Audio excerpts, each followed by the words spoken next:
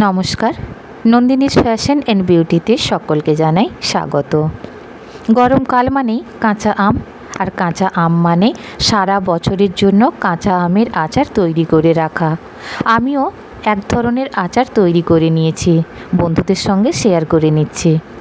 আমি প্রথমে আমগুলো ভালো করে ধুয়ে নিয়ে খোসাগুলো ছাড়িয়ে নিয়েছি।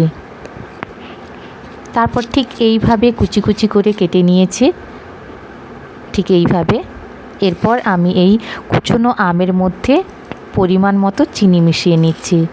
চিনি যে যার পছন্দ মতো মেশাতে পারে, আমি একটু বেশি চিনি মিশিয়ে নিয়েছি।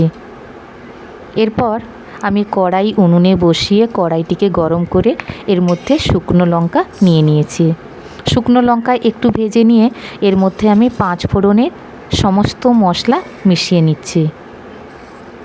5 ফোড়নে আমরা যে মশলাগুলো ব্যবহার করি সব কটিই আমি ব্যবহার করেছি। এরপর এটিকে ভালো করে নেড়ে চেড়ে আমি নামিয়ে নেব।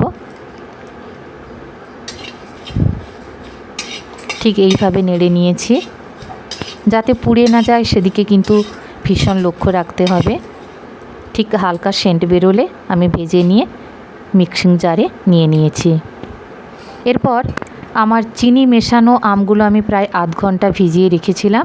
এরপর আমি কড়াই হিট করে তার মধ্যে ঢেলে নিয়েছি। আমি এর মধ্যে কোনো জল মেশাইনি, আমি একটু নুন অ্যাড করলাম। এরপর অনবরত নাড়তে থাকতে হবে। নাড়তে নাড়তে এর জল যখন শুকিয়ে আসবে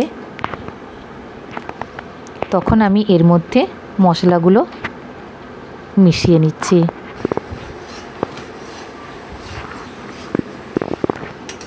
মশলাগুলো মিশিয়ে নেওয়ার পরে সুন্দর একটা কালার চলে এলো। আর জলটা ঠিক আমি যেভাবে শুকিয়ে নিচ্ছি ঠিক এইভাবেই শুকিয়ে নিতে হবে। আমার আচার প্রায় তৈরি হয়ে এসেছে। ঠিক এইভাবেই আমি আচারটি তৈরি করে নিলাম, কাঁচা আমের ঝুরি আচার। আপনারাও চাইলে ঠিক এইভাবে আচার বাড়িতে বানিয়ে নিতে পারেন। ঠিক এইভাবে যদি সঠিক পদ্ধতিতে বানিয়ে নেন তাহলে কিন্তু আচারটি সারা বছর থাকবে।